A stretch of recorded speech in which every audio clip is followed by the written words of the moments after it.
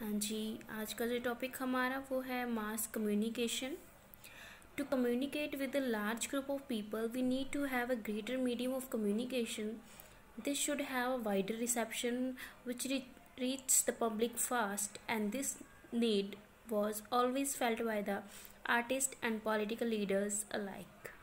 तो अगर हमें यहाँ पे मास कम्युनिकेशन करनी हो, यानी कि ज़्यादा ग्रुप ऑफ पीपल्स के साथ में कम्युनिकेट करना हो, तो उसके लिए हमें एक ज़्यादा बड़ा ही जो मीडियम है कम्युनिकेशन के लिए उसकी ज़रूरत पड़ती है. अभी ये जो जिससे क्या होता है कि हमारा जो मैसेज है बहुत ही जल्दी इतने सारे लोगों के पास में पहुंच जाए. और इन सब चीज़ों के लिए जो मोस्टली जिनको ज़रूरत पड़ती है मास कम्युनिकेशन के लिए, वो तो या फिर आर्टिस्ट हो या फिर कोई भी पॉलिटिकल लीडर हो जिसको अपनी बात अपनी जनता तक यानी कितने सारे लोगों तक जो पहुंचानी होती है. Hence the medium of the mass communication came into existence. The various medium of mass communications are the newspaper, magazines, radio, television, cinemas, advertisement. तो इसी तरीके से फिर जो बाद में है मास कम्युनिकेशन का एग्जिस्टेंस हुआ, जिससे हम एक ही टाइम पे या फिर कुछ ही टाइम के अंदर बहुत से लोगों तक अपनी बात को जो पहुंचा सके. तो उसके लिए जो मीडियम्स आए वो जैसे कि न्यूज़पेपर हो गए, अखबार हो गए, मैगज़ीन हो गया, रेडियो हो गया, टेलीविज़न्स हो गए, सिनेमास, एडवर्टाइजमेंट. ये चीज़ें क्या हैं, जल्दी से जल्दी काम करती हैं, यानी कि इनके थ्रू जो मैसेज है वो बड़ी ही जल्दी लोगों तक पहुंच जाता है. Recently, the internet has emerged not only a strong medium of personal communication but also an as effective tool of mass communication. तो अब ये इंटरनेट ने इन सभी चीज़ों को पर्सनल कम्युनिकेशन के साथ में ही नहीं जोड़ा, बल्कि इसने एक बतौर इफ़ेक्टिव टूल के जैसे भी बहुत काम किया है, जिससे हम मास कम्युनिकेशन कर सकते हैं. जैसे कि इंटरनेट के थ्रू इंटरनेट के थ्रू जैसे कि हम फेसबुक पे ऊपर भी कोई अगर हम अपना मैसेज डालें तो वो भी बहुत ही कम टाइम के अंदर बहुत ही ज़्यादा लोगों तक जाया जा सकता है. तो इस तरीके से इसकी भी बहुत ही अच्छी भूमिका रही है इसके अंदर. फिर आते हैं हमारे न्यूज़पेपर एंड मैगज़ीन्स कि इनके थ्रू किस तरीके से जो कम्युनिकेशन वो पॉसिबल हो पाया. A newspaper have been a very old and powerful medium of reaching the masses. During the times of the revolution and the uprising, they have played a vital role in the uniting people against the oppressive forces. Newspapers have helped in spreading the message of thinkers, philosophers, and the revolutionaries to the common people. तो अखबार जो है, newspaper जो है, वो आज से नहीं पुराने टाइम से ही इन्होंने बहुत अच्छा रोल निभाया है इस मास ऑफ कम्युनिकेशन के अंदर. इससे बहुत ज़्यादा हेल्प होती है लोगों की, ताकि वो अपने जैसे कि थिंकर्स जो होते हैं वो अपने मैसेज पहुंचा सके. रेवोल्यूशनरी या फिर फिलोसफरी जो जिनकी जिस तरीके से जो बातें होती हैं वो बड़ी ही जल्दी और एक कॉमन वे से कॉमन पीपल तक पहुंच जाती है. They serve as a tool to keep people informed about the recent event. तो अखबार में जैसे कि हम देखते हैं वो न्यूज़ होती हैं जो अभी हो चुकी होती हैं. Most newspapers are circulated daily and they carry a wide variety of the information relating to the nation, business, sports and entertainment. तो अब ये न्यूज़पेपर जो होते हैं इनके अंदर हमें सिर्फ एक ही तरह की न्यूज़ नहीं बल्कि काफ़ी अलग अलग फील्ड से रिलेटेड न्यूज़ देखने को मिलती हैं. Magazines are mostly a collection of related information about a particular interest.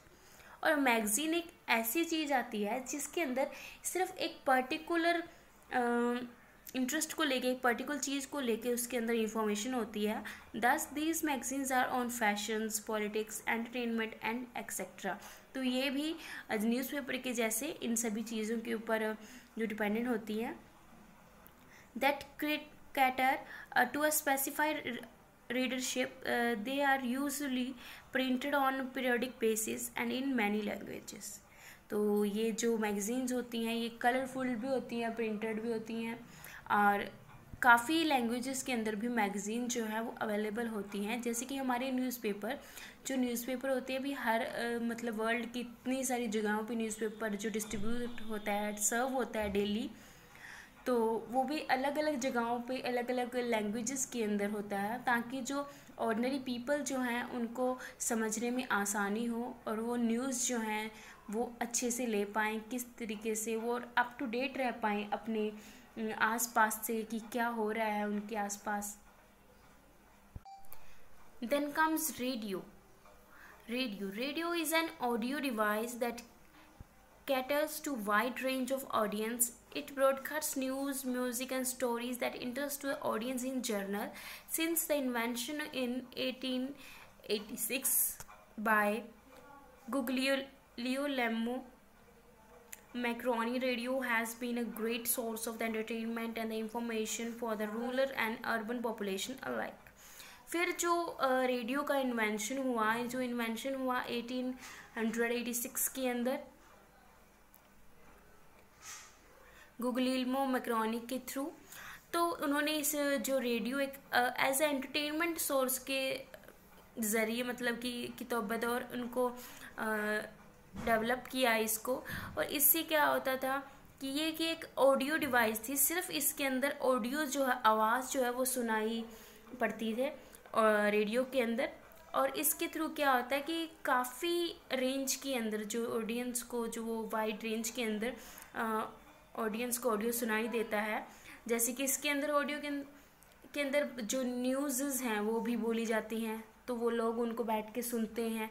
Music भी इसके अंदर होता है या फिर स्टोरीज़ भी इसके अंदर होती हैं। तो इस तरीके से एक एंटरटेनमेंट का सोर्स भी हो गया और इंफॉर्मेशन का सोर्स भी हो गया पब्लिक के लिए। फिर आता है television. The invention of the television change the way of assessing news and entertainment. It presents news and entertainment in audiovisual format. It means that people could now listen and watch news and other programs. Radio के बाद में आता है television. Television का जो invention हुआ इसके अंदर ये as a audio visual format के अंदर हुआ, ताकि हम इसके अंदर देख भी पाएँ और सुन भी पाएँ।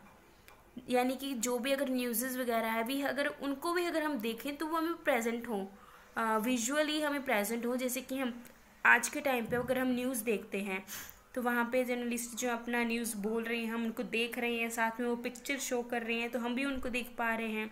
या फिर कोई अलग प्रोग्राम जो सीरियल्स वगैरह होते हैं, मूवीज़ वगैरह होते हैं, तो ये सभी चीज़ें हम टीवी के ऊपर देख पाते हैं। Television was invented in 1926 by the John Logie Baird. Television has seen many transformations during the course of time. Earlier, it was a big bulky device showing pictures in black and white, but today is present in high definition quality and great audio. तो television का invention हुआ था 1926 में।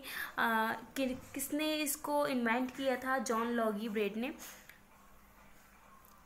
तो इसके अंदर क्या है कि जो फर्स्ट टाइम में क्या हुआ करता था, जो पहले वाले अर्लियर टाइम के अंदर क्या हुआ, जो टेलीविज़न थे जो सिर्फ टू कलर ही जो प्रेजेंट करते थे, जो विजुअली हमें दिखाई देते थे, that is was black and white. But आज की क्वालिटी के अंदर हम देखें, टेक्नोलॉजी के अंदर हम देखें तो हमें कलरफुल जो इमेजेस हैं वो देखने को मिलती हैं, बहुत ही अच्छी हाई क्वालिटी के अंदर। तो इसके अंदर हमारे जो सभी प्रोग्राम्स वगैरह है वो हमें प्रेजेंट किए जाते हैं ताकि हम उनको अच्छे से देख पाएँ। नेक्स्ट हमारे पास आता है cinema. Cinema is a public medium which presents the entertainment and knowledge is an audiovisual mode just like television. It relays messages related to society, culture and various other themes concerning the people.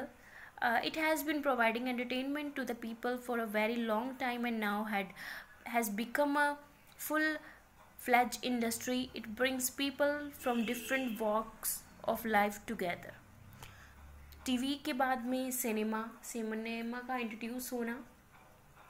It just like a TV, ये भी एक TV की तरह होता है, क्योंकि इसके ऊपर भी हम सेम वे के अंदर ऑडियो विजुअल फॉर्मेट के अंदर हम बहुत सारे जो देख सकते हैं प्रोग्राम्स वगैरह हम देख सकते हैं। जैसे कि हम टीवी के अंदर देखते हैं तो सिनेमास को यूज़ किया जाता है।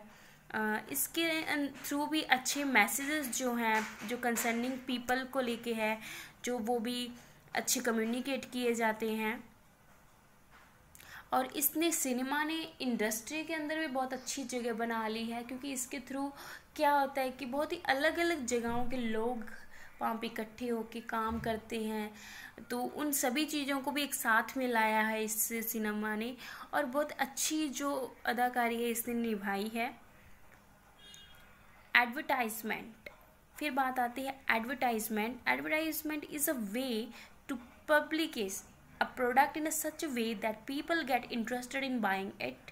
This medium has been the most creative medium of mass communication because it has always required innovation and thought. It used to sell products and ideas to the public. Advertisements are present everywhere, in newspaper, magazines, radio, television, the internet, etc. जो advertisement होती हैं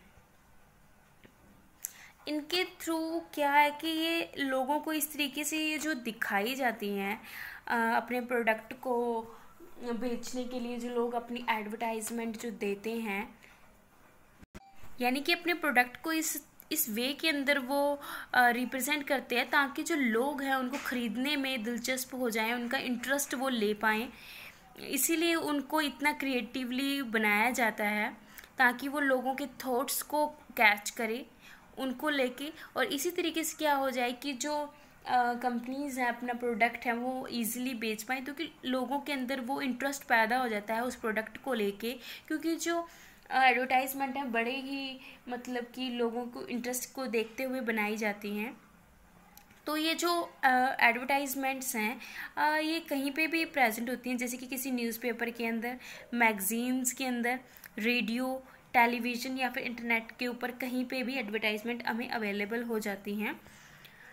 advertisements are not only done for the commercial purpose but also for the informative purpose. Government and various departments advertise about many welfare policies to make people aware for them.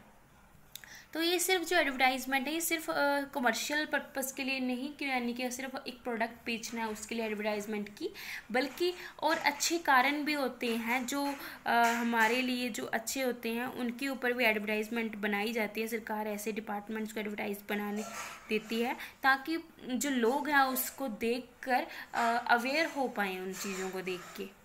तो इसीलिए जो advertisement है बहुत ही ज़्यादा useful होती है हमारे लिए, ये हमें साथ ही साथ अवेयर भी करती हैं।